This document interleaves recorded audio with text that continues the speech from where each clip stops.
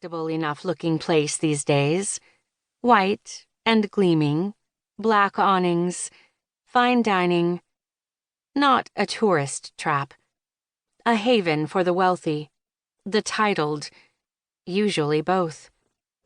The interior was dark with heavy oak paneling, the furniture Edwardian, the lights murky and dim.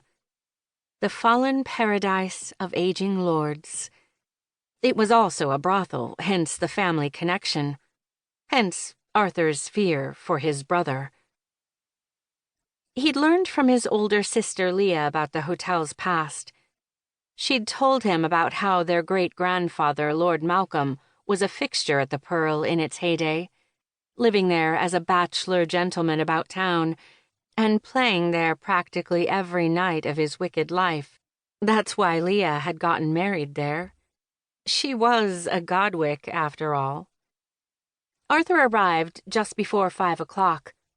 As he looked up at the black iron sign reading, "The Pearl," over a set of double doors, the first raindrops began to fall. Hurrying inside, he strode across the lobby, as if he belonged there. He had a title, and he had money. That's all one needed for entrée into the Pearl.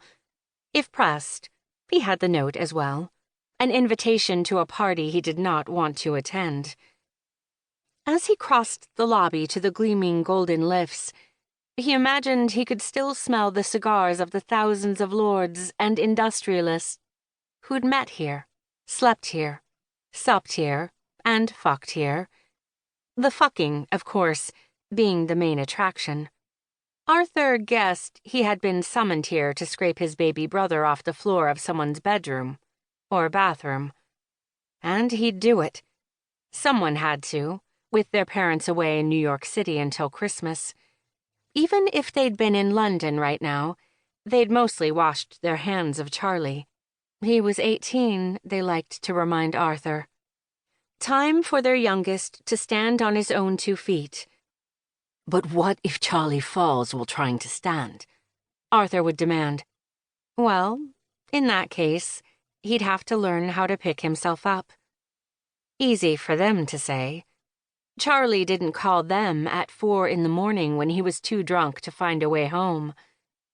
They weren't the ones who answered the phone when Charlie was detained by the police for starting a fight in a pub. No, it was Arthur. Always Arthur. "King Arthur," his brother would drunkenly proclaim. "King Arthur saves the day again." The lift deposited Arthur on the top floor. He found a set of grand double doors at the end of the corridor, with a brass plaque that read, "Penthouse." He took a deep breath to calm his nerves, then knocked. The blonde who'd given him the note opened the door. "She's on the terrace," the girl said. "With your brother." She pointed to a set of French doors along the far wall that opened to the outside. Before Arthur could thank her, she exited the penthouse, leaving him standing by himself in the entryway. Arthur's first thought upon seeing the interior of the suite was that his brother was flying in very high circles these days. He'd never seen a grander, more decadent hotel room, and he'd stayed in some of the finest hotels in the world when on holiday with his parents. The walls were gold damask wallpaper with black trim. An enormous gas fireplace with a black china marble mantel dominated the sitting room. To the right of it was a curving staircase that led to a second level, where he imagined he'd find a luxurious bedroom.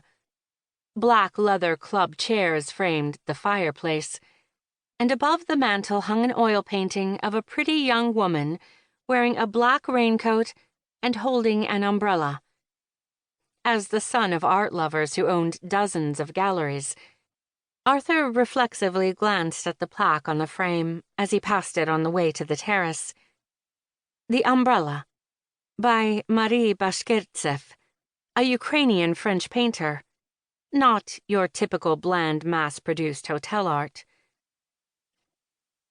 Arthur was nearly at the terrace when he stopped next to a golden velvet chaise lounge.